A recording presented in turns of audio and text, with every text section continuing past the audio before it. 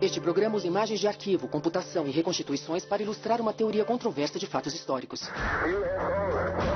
Objetos voadores com performances incríveis registrados por testemunhas confiáveis. Serão veículos alienígenas ou ilusões de ótica? Ou será que existe alguma explicação mais sinistra? Existem novos indícios que apontam para uma tecnologia nazista secreta. E há uma conspiração pós-guerra para manter os OVNIs como mistérios até hoje.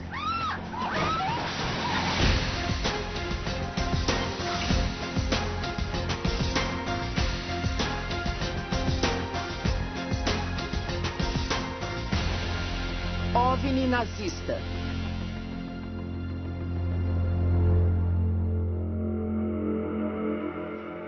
O Centro Nacional de Registro de OVNIs recebe todos os meses 400 notificações de avistagens. Objetos em forma de disco, naves triangulares e luzes voadoras são as descrições mais comuns. Muitos acreditam que os OVNIs vêm do espaço sideral.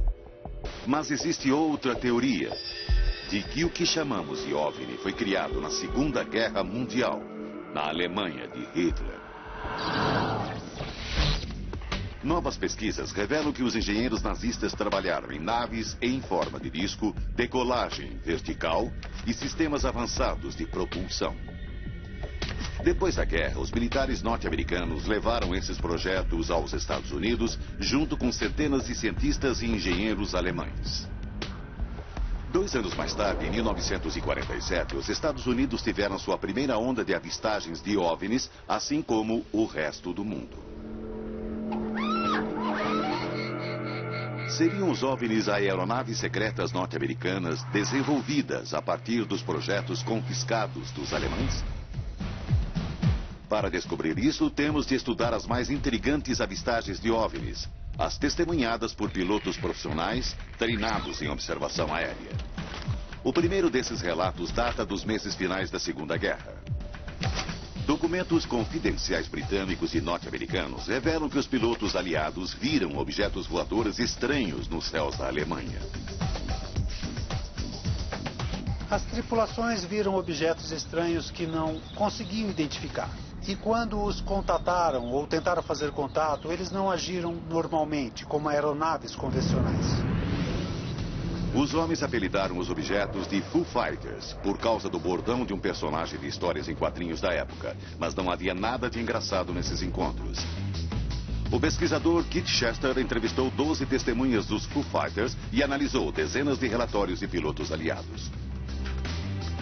Alguns pilotos acreditavam que realmente eles estavam voando a velocidades altíssimas, de milhares de quilômetros por hora, pela rapidez com que cruzavam o céu e se afastavam. A maioria dos veteranos com quem eu falei já faleceu, menos um. E seu nome é Major Harold Oxford. Era comandante do Esquadrão 415.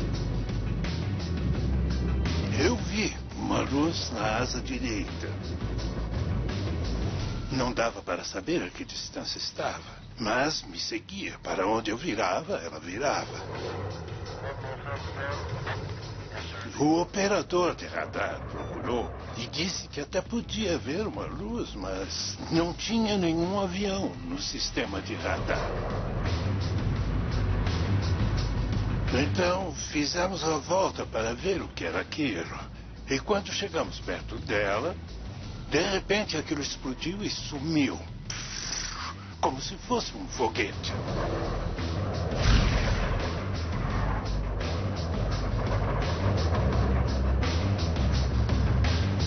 No começo, eles mantiveram silêncio sobre o que tinham visto. Era uma coisa secreta. Ninguém tocava no assunto. As avistagens de Foo Fighters percorreram toda a cadeia de comando das Forças Armadas norte-americanas. Muitos acreditaram que eram armas secretas alemãs. Alguns cientistas de Washington foram para a França para tentar investigar o que era aquilo e eles não tiveram resposta. E então eles disseram aos homens para ficarem quietos. Mas os relatórios vazaram e os grandes jornais estamparam manchetes sobre os objetos misteriosos. Bolas de fogo estavam perseguindo caças americanos. Os aliados tinham boas razões para temer qualquer nova arma alemã. Mísseis V1 e V2 estavam caindo sobre a Inglaterra. Os caças nazistas atiravam contra os bombardeiros aliados e Hitler falava sobre novas armas espetaculares que estavam sendo desenvolvidas para dar a vitória à Alemanha. Se os Foo Fighters que perseguiam os aviões aliados eram mesmo armas secretas nazistas, deveriam estar vindo de instalações alemãs altamente secretas, numa série de bunkers subterrâneos. Desde o verão de 1944, a máquina de guerra alemã havia se mudado para baixo da terra para escapar do pesado bombardeio aliado. Na Polônia, na Áustria e na antiga Tchecoslováquia, vastos complexos subterrâneos foram escavados com trabalho escravo. Aquelas instalações abrigavam fábricas de munição e de motores de aeronaves. Era lá que trabalhavam os cientistas de Hitler, homens com a missão de criar a arma definitiva que traria a vitória à Alemanha. Os revolucionários aviões a jato de Hans von Hohenheim cruzavam os céus. Os irmãos Horten construíam aeronaves super avançadas em forma de asa delta. Alexander Lippisch trabalhava numa aeronave de decolagem vertical. Em Peenemünde, o lendário engenheiro de foguetes Werner von Braun construiu os primeiros mísseis balísticos. E mais radical ainda, homens como Victor Schauberger pesquisavam novas fontes de propulsão. É um belo exercício tentar imaginar o que aqueles caras estavam pensando, porque era tudo tão novo e permitiu a eles entrarem em áreas muito além dos paradigmas ocidentais, além do que dizia a ciência ocidental. Isto é que é a ciência. E os nazistas disseram, não, isto é que é a ciência. Essa operação imensa estava sob o comando do general da SS, Dr. Hans Kammler. Engenheiro de profissão, Kammler redesenhou os fornos de Auschwitz para maior eficiência. Em 1943, ele liderou a destruição do gueto de Varsóvia. E em 1944 passou a comandar o programa nazista de armas secretas. Trabalhando no complexo de Skoda em Pilsen, na antiga Tchecoslováquia, Kammler e um grupo seleto criaram, testaram e aprovaram projetos de armas avançadas. Algumas eram tão radicais que poucas pessoas conheciam todos os detalhes. Os alemães trabalharam em vários, eu diria, sistemas de armas aéreas não convencionais para construir alguns objetos mais ou menos circulares, de decolagem e pouso vertical, por exemplo. A decolagem vertical era a prioridade máxima para a equipe de Kammler. As estradas alemãs estavam sendo destruídas pelas bombas. Eles precisavam de uma aeronave que não dependesse de uma pista de 250 metros. Um dos projetos era promissor. Die Glock, o sino. Igor Witkowski é um historiador aeroespacial polonês. Ele pesquisa o sino há mais de 20 anos. E suas pesquisas mostraram que o artefato foi testado numa instalação subterrânea chamada Mina Wenceslas. A aparência externa do artefato era devido a uma cobertura de cerâmica na forma de sino. Dentro dele havia um centro, um eixo, em volta do qual havia 2 cilindros, que circulavam o eixo em direções opostas. Depois de conectar uma corrente de alta voltagem, os 2 cilindros começavam a girar em direções opostas. Witkowski acredita que os alemães estavam tentando criar um vórtice acionado à eletricidade.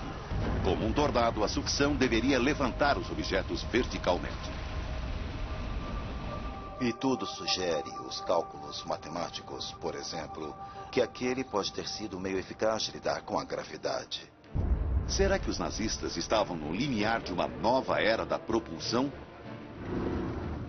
Em abril de 1945, os aliados tinham derrotado as forças de Hitler e havia chegado a hora dos cientistas e engenheiros saírem da Alemanha. A questão era, para onde iriam e o que aconteceria com seus projetos? Será que o OVNI, que caiu 20 anos depois na Pensilvânia, tem essa resposta? Há muitos registros de OVNIs no nosso espaço aéreo. Ele sobrevoou a vila e saiu do nosso campo de visão. Serão os OVNIs veículos extraterrestres ou existe alguma explicação mais terrena para eles? Documentos revelam que durante a Segunda Guerra, os nazistas trabalharam em projetos bem radicais de aviões e na decolagem vertical. Um dos projetos, o Sino, se mostrava promissor. No fim da guerra, ele desapareceu. 20 anos depois, uma coisa estranha aconteceu na Pensilvânia. 9 de dezembro de 1965, 4:30 da tarde. Testemunhas oculares falam de um OVNI que caiu numa região de mata nos arredores de Kecksburg, na Pensilvânia.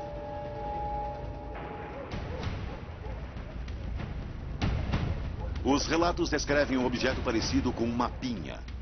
Uma testemunha disse que o objeto parecia um sino. Stan Gordon é um estudioso especialista no incidente de Kecksburg. Tinha entre 3 e 3,5 metros de comprimento, entre 2 e 3 metros de diâmetro. Mas era uma peça sólida de metal. Um metal estranho, de cor dourada ou cor de bronze. E o objeto tinha outra característica única.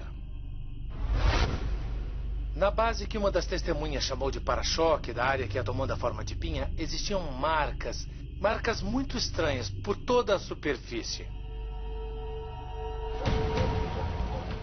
No local da queda, os residentes de Kecksburg logo perceberam que sua presença não era bem-vinda. Eles não estavam lá há muito tempo. Quando 2 homens vestindo capas apareceram na mata muito sérios e disseram: "Caiam fora daqui, esta área está em quarentena", e falaram que atrás desses homens havia soldados chegando, havia militares. Testemunhas oculares relataram que depois viram o objeto num veículo militar saindo da cidade. Para onde ele foi levado?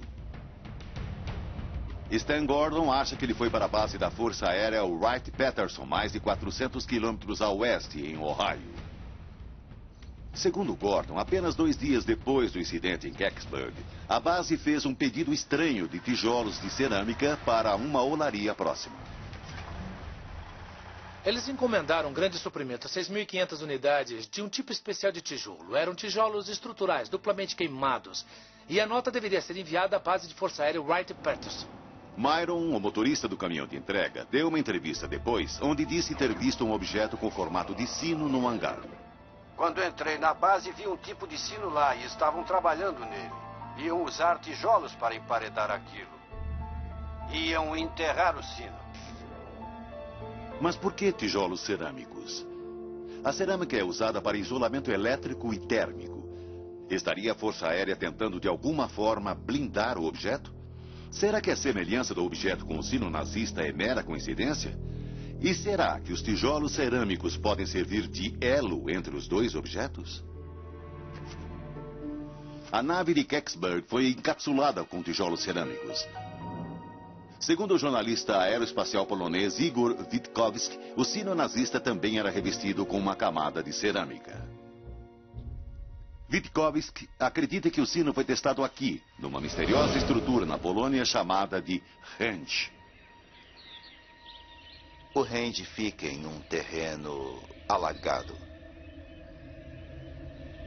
E esse terreno foi coberto com ladrilhos cerâmicos. O sino nazista tinha outro sinal característico: as marcas.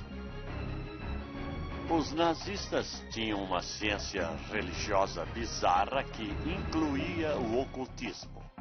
E eles usavam símbolos misteriosos. E o sino, supostamente, foi coberto com esses símbolos de ocultismo. E cobrindo toda a área do sino, havia marcas estranhas. A evidência é forte, mas circunstancial. Tanto o sino como a nave de Kecksburg precisavam de cerâmica. Fisicamente, eles são semelhantes. E ambos traziam símbolos estranhos. A pergunta é: se o objeto de Kecksburg era o sino nazista, como foi parar nos Estados Unidos 20 anos depois? Para responder essa pergunta, é necessário voltar à Alemanha no final da Segunda Guerra Mundial. Em abril de 1945, Hitler ordenou a execução de 62 cientistas que trabalhavam no projeto do sino. Os prisioneiros nos campos de concentração que haviam trabalhado nas escavações dos bunkers também foram executados. Essas execuções em massa foram supervisionadas pelo general da SS responsável pelos projetos de armas secretas do Reich, Dr. Hans Kammler. As entradas dos túneis foram explodidas e todos os prisioneiros dos campos de concentração que sabiam de alguma coisa, de qualquer coisa sobre a produção e seu propósito, ficaram fechados lá dentro. E então o mistério desse empreendimento foi soterrado efetivamente. Hitler confiou a Kammler a tarefa de apagar qualquer traço dos projetos secretos nazistas. Mas o que o Führer não sabia é que Kammler ia mudar de lado. Em 1981, o ex-ministro do Armamento e Munições de Hitler, Albert Speer, confessou que Kammler havia lhe dito que estava planejando entregar os segredos aos norte-americanos em troca de imunidade. Será que Kammler mudou de lado? Em abril de 1945, o homem que tinha acesso aos caças Delta dos irmãos Horten, que supervisionou a revolução dos jatos de von Hohenheim, os mísseis balísticos de von Braun, a nave de Schauberger e o misterioso sino, saiu da base em Pilsen e desapareceu para sempre. Na verdade, nós não sabemos o que aconteceu com Hans Kammler no final da guerra. Ele sumiu, desapareceu e ninguém foi capaz de encontrá-lo. 6 relatos diferentes de sua morte foram registrados. No julgamento de Nuremberg, ele mal foi mencionado, mesmo tendo sido diretamente responsável pela destruição do gueto de Varsóvia e projetado os fornos de Auschwitz. Outros oficiais da SS que estavam mortos ou desaparecidos foram julgados à revelia. Por que não Kammler? Terá sido um descuido dos aliados ou será que Kammler levou adiante seu plano de entregar os segredos aos Estados Unidos?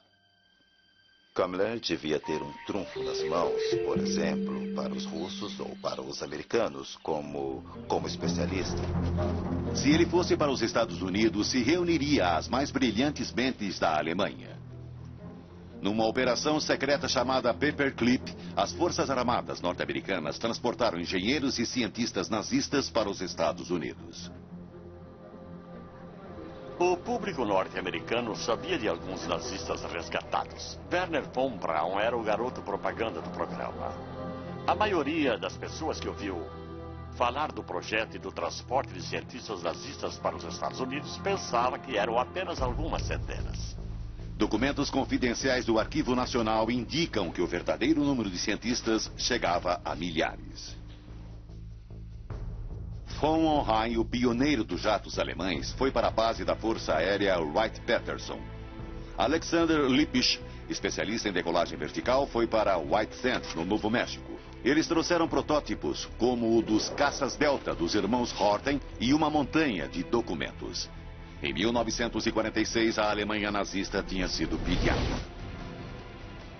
Um ano depois, com todos os cientistas nazistas nos Estados Unidos, a primeira onda de avistagens de OVNIs começou. Bom, você não acha que Isso parece exatamente o que descrevemos, Jack. Foi isso mesmo que vimos. Isso Será coincidência? Ou uma investigação mais cuidadosa da mais famosa avistagem de OVNIs em Roswell, Novo México, poderá revelar um novo e mais obscuro segredo? Junho de 1947. Kenneth Arnold, um piloto de 42 anos, faz o primeiro relato documentado de uma avistagem de OVNI nos Estados Unidos. Sobrevoando o estado de Washington, ele viu uma formação de aeronaves em forma decrescente com um padrão de voo muito peculiar. O Dr. Bruce Maccabee é um físico especializado em ótica que investigou o caso Arnold. Não tinham asas, não dava para ver as asas, motores, estabilizadores verticais, nada do que é normal. Mas ele presumiu que era um novo tipo de aeronave. A descrição de Arnold dos movimentos das naves gerou pela primeira vez a expressão disco voador. 2 semanas depois, os Estados Unidos passaram pelo incidente com o OVNIs mais famoso de todos os tempos.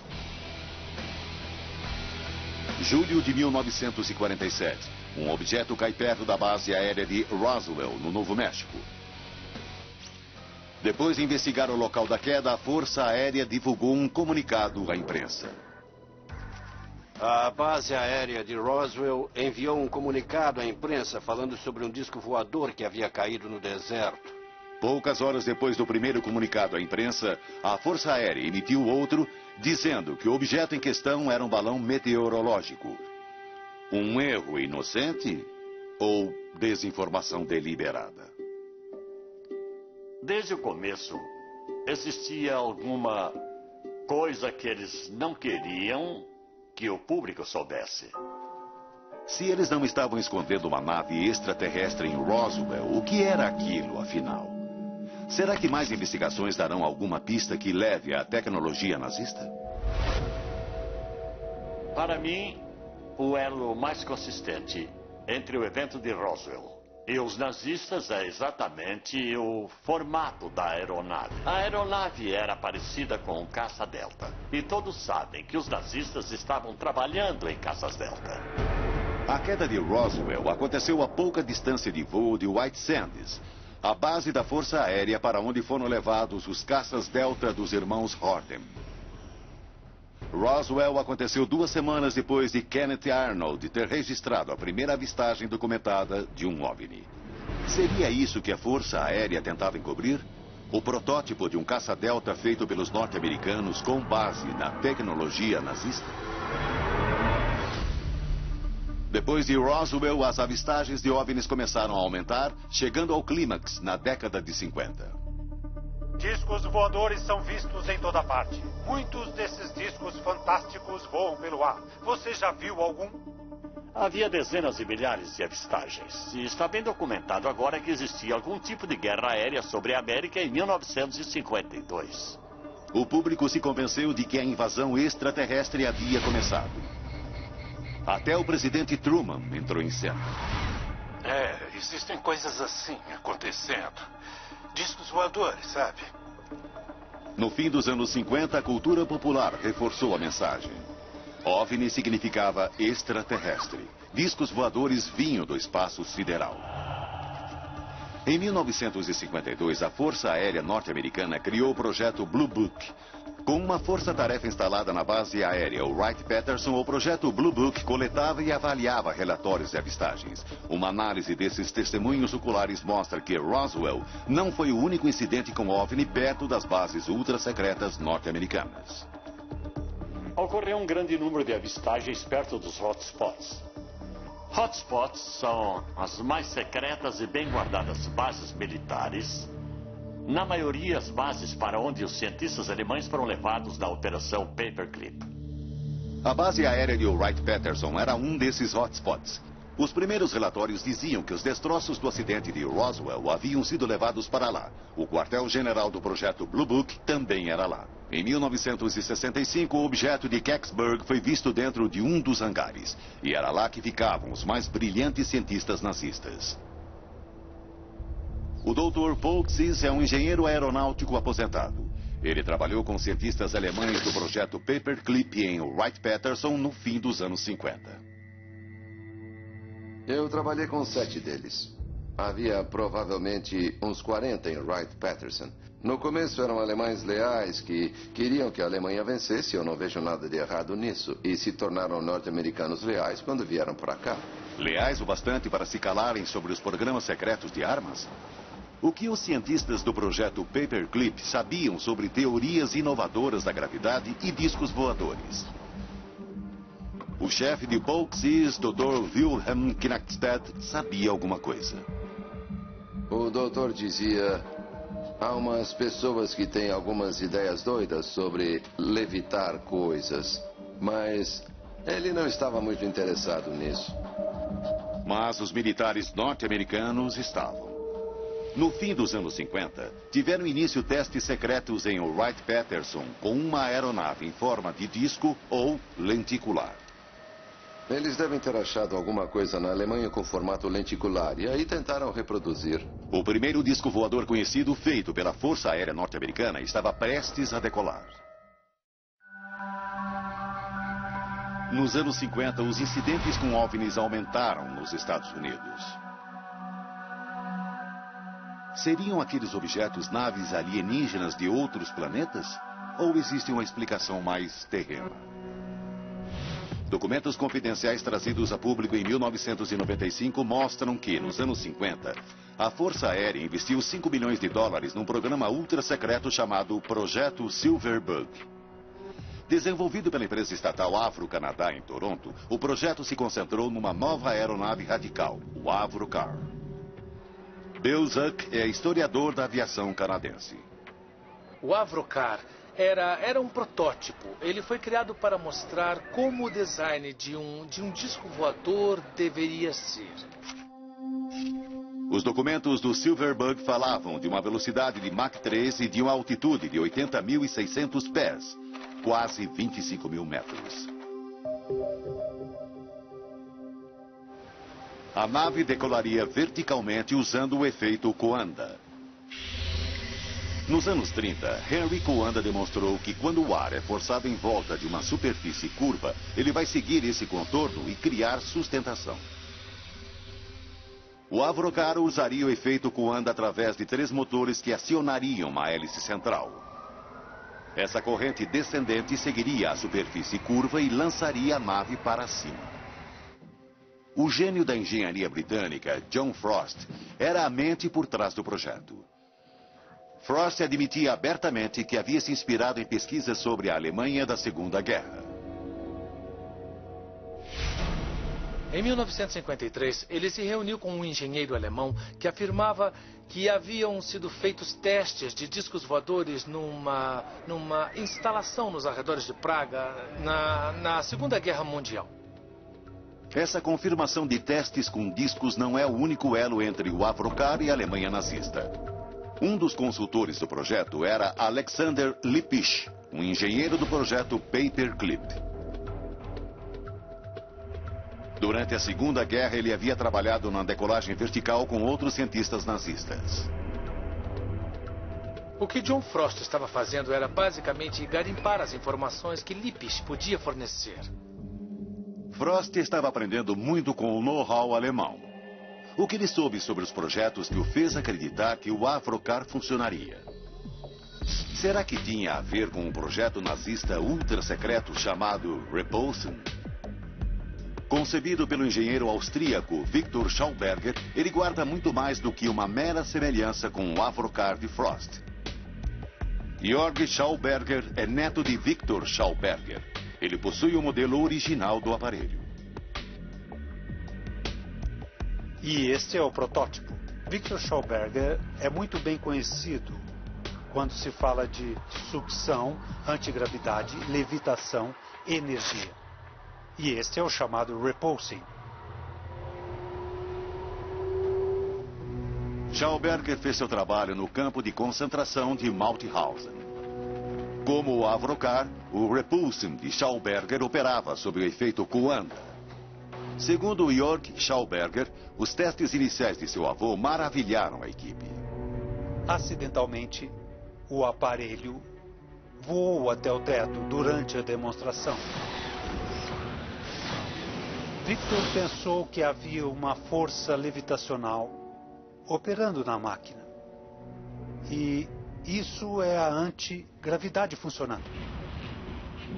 Mas em 1944, quando o Schauberger e sua equipe estavam fazendo progressos, a SS ordenou que ele fosse para o leste. Ele escreveu que teria de ir para uma instalação secreta em algum lugar na Polônia. E aí não tivemos mais notícias dele por muitas e muitas semanas. Polônia, onde nasceu o Sino, outro projeto nazista ligado a vórtex e antigravidade. Será que Schauberger foi mandado para reforçar a outra equipe?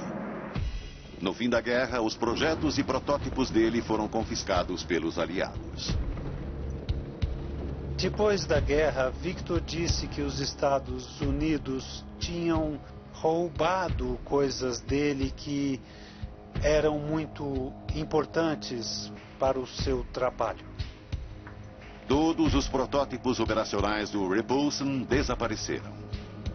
Alguns anos depois, quando os primeiros relatos de discos voadores começaram nos Estados Unidos, Victor Schauberger ficou espantado. E ele disse aos jornalistas ou às pessoas que queriam ouvir: fui eu que construí o primeiro disco voador. Nesse caso, eu devo ser o pai dos OVNIs. Será que os projetos confiscados de Schauberger ajudaram os Estados Unidos a construir discos voadores? Neste caso, eles não ajudaram John Frost. Não há nada de espantoso nos resultados do projeto Silverbug. Nos testes, o Avrocar provou que podia decolar verticalmente, mas sua performance ficou limitada devido a problemas de potência. Para conseguirem tirá-lo do chão, era preciso usar quase a potência total. E mesmo assim, ele só conseguia se elevar cerca de 1 metro no ar. E naquela altitude, ele só conseguia alcançar a velocidade de um carro comum. Chegava a uns 60 km por hora. Frost provou que a teoria aerodinâmica do disco funcionava. Mas faltou mais tempo e dinheiro para achar a energia de que a nave precisava. Em 1961, a Força Aérea cancelou o projeto Silverbug e todos os direitos sobre o Avrocar ficaram com o Departamento de Defesa. Parecia o fim da linha para os criadores de discos voadores. Mas será que foi? 4 anos depois, em 1965, um objeto com forma de sino caiu em Kecksburg, Pensilvânia.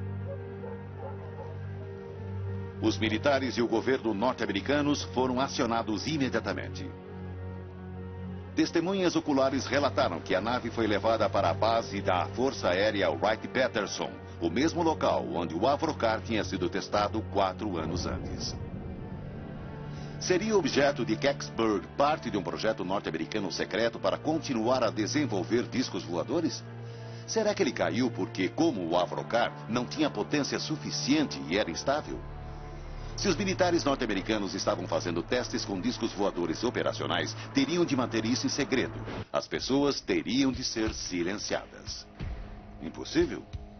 Mas isso já havia sido feito antes com os Black Projects, ou projetos secretos, num lugar chamado Área 51. A investigação sobre as pesquisas nazistas de OVNIs traz mais perguntas que respostas. Os documentos do projeto secreto Silverbug, que vieram a público em 1995, mostram que a Força Aérea Norte-Americana investiu no desenvolvimento de discos voadores capazes de chegar a grandes altitudes com velocidade supersônica. O projeto foi influenciado pelos projetos alemães da Segunda Guerra e pelos engenheiros aeronáuticos alemães. Mas o Avrocar, a versão que veio a público, não alcançou suas especificações originais. Em 1961, o projeto foi cancelado. 5 anos depois, um OVNI caiu em Kecksburg, na Pensilvânia. Os militares bloquearam todos os acessos ao local da queda. Testemunhas disseram que o objeto era incrivelmente parecido à nave nazista chamada de Sino. Será que os militares estavam encobrindo a continuação do programa baseado na tecnologia confiscada dos nazistas? Se isso for verdade, como o governo norte-americano conseguiria mantê-lo em segredo até hoje? Não me surpreenderia que um programa criado nos anos 50 ou 60 fosse tão secreto que sua existência nunca tivesse sido aventada. Se a Força Aérea deu continuidade ao programa dos discos voadores, este seria o lugar para ocultá-lo. Groom Lake, no deserto de Nevada, também conhecido como Área 51. A lendária área militar da Força Aérea, onde estão testados os protótipos ultra-secretos de aeronaves. Cobrindo mais de 5.000 metros quadrados, é uma região isolada, inóspita e muito bem protegida. Se você chega perto da Área 51, começa a ver a sinalização. E na base das placas existe uma ameaça em letras vermelhas. Autorizado o uso de força letal. Bill Sweetman conhece a Área 51. Jornalista aposentado, trabalhou na revista Jane's Defense e passou a vida investigando os chamados Black Projects. Esses projetos têm orçamento aprovado pelo Congresso, mas o Departamento de Defesa não assume sua existência. Isso quer dizer que a mera existência desses programas é um segredo. Funciona, é proposital, a existência deles não é revelada. Uma estimativa moderada envolvendo o pessoal e estrutura do serviço secreto nos leva a pelo menos 40 a 45 bilhões de dólares por ano. O mistério que cerca a Área 51 e a confidencialidade dos contratos de trabalho mantém o muro de silêncio. As pessoas que trabalham nesses programas têm muito medo porque, se cometerem indiscrições, elas certamente terão de enfrentar um longo período de prisão na melhor das hipóteses. O medo garante o silêncio. Em 1975, teve início o programa Stealth para desenvolver caças invisíveis aos radares inimigos. A coordenação do projeto ficava numa instalação de segurança na base Wright-Patterson. Os testes de voo aconteciam à noite. Nem o comandante de Wright-Patterson sabia o que estava acontecendo. Por 13 anos, o projeto foi mantido em segredo, até 1988, quando o mundo teve a primeira visão do incrível F-117. E aí veio o programa mais secreto de todos. O bombardeiro invisível Northrop B-2. Jack Northrop sempre fora fascinado pela ideia dos caças Delta e sabia que a melhor maneira de reduzir o arrasto é remover a cauda e a fuselagem. Os engenheiros nazistas já haviam provado que isso era possível, com o Horten H-9. Havia inclusive o exemplo de uma aeronave que nunca tinha voado, mas tinha sobrevivido e sido confiscada pelos Estados Unidos, sendo guardada na base da Força Aérea Wright-Patterson. Quando o bombardeiro B-2 foi exibido ao público em 1988, mostrava uma incrível semelhança com o caça Delta alemão H-9 e com o famoso OVNI visto por Kenneth Arnold. Será que todos eles eram parte da evolução do mesmo design por 50 anos? Um processo que resultou numa aeronave feita pelo homem que o público podia facilmente confundir com um OVNI? O fato é que se uma dessas aeronaves fosse avistada ou caísse na fase experimental, os militares teriam de inventar alguma história para contar ao público. Teriam de garantir que os objetos avistados não eram aviões experimentais ultra-secretos. Poderiam até sugerir que esses objetos eram naves vindas de outros planetas. A Força Aérea manipulou conscientemente o mito dos OVNIs para encobrir os programas secretos que estavam sendo desenvolvidos. Em 1997, a CIA admitiu seu envolvimento ativo na contra-informação sobre os OVNIs. Toda vez que você começa a falar na Área 51, alguém começa a falar sobre OVNIs e extraterrestres cinzentos.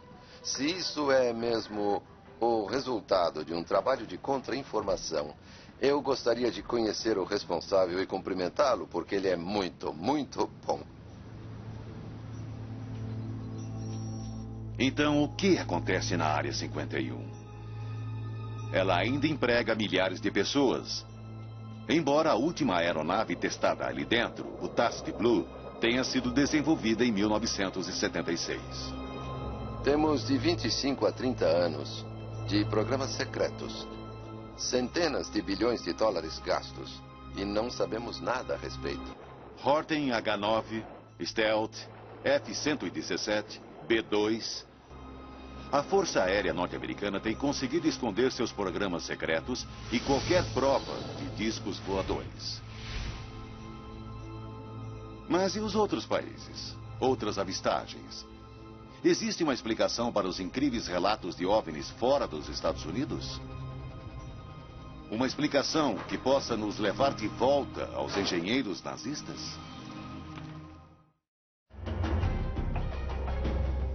De todas as teorias conspiratórias sobre os OVNIs nazistas, a mais controversa é a ideia de que alguns nazistas conseguiram fugir levando protótipos de discos. E há indícios claros de que um certo número de oficiais da elite da SS escaparam dos aliados e desapareceram. No extremo sul da América Latina, particularmente Argentina, Uruguai e Paraguai, existe até hoje uma grande presença alemã. Um homem que nunca mais apareceu foi o general Hans Kammler, o responsável pelo programa alemão de armas secretas. Se alguém sabia a verdade sobre a tecnologia dos discos, era ele. Em 17 de abril de 1945, Kammler mandou seu último telegrama. Nele, recusava um pedido do chefe da SS, Heinrich Himmler, de enviar um caminhão Junkers. Por que Himmler pediria um caminhão? E por que Kammler não atendeu seu chefe? Alguns acreditam que caminhão era o apelido do Junkers Ju-390, um avião de 6 motores capaz de voar 6.000 milhas, quase 10.000 quilômetros, sem parar. Só 2 foram construídos, e Kammler tinha um. Depois da guerra, esse avião nunca foi encontrado. Será que Kammler usou o próprio avião para escapar? Se fez isso, para onde foi e o que levou consigo? Em 1945, uma súbita explosão de avistagens de OVNIs aconteceu na América do Sul. Será que os engenheiros nazistas criaram uma nova base? Houve milhares de avistagens nos anos consecutivos à guerra, muitas mais do que na América do Norte. O que indica a possibilidade dos nazistas terem voado para a América do Sul e continuado a operar seus aviões a partir dessas novas bases.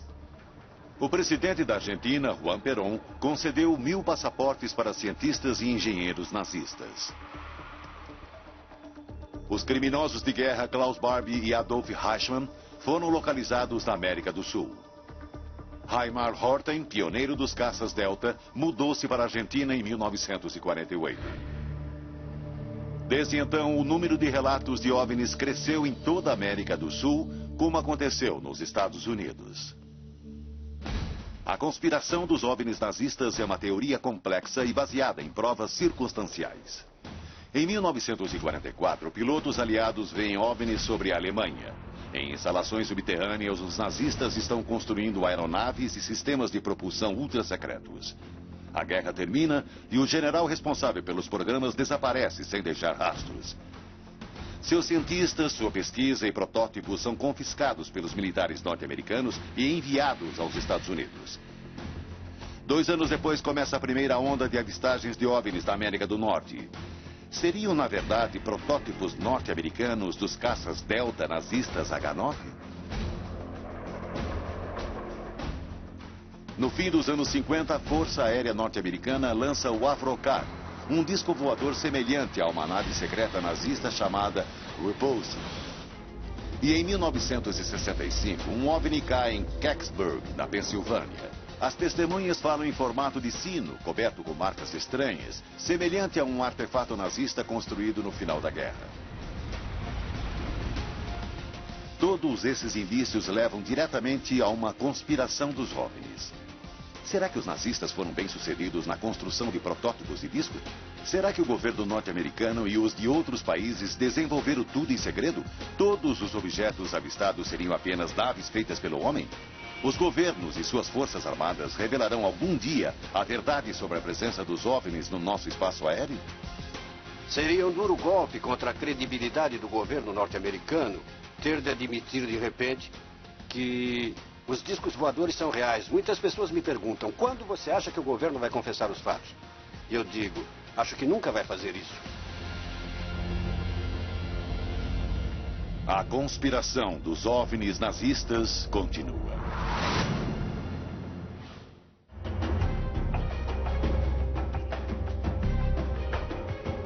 Versão brasileira, Tempo Filmes, São Paulo.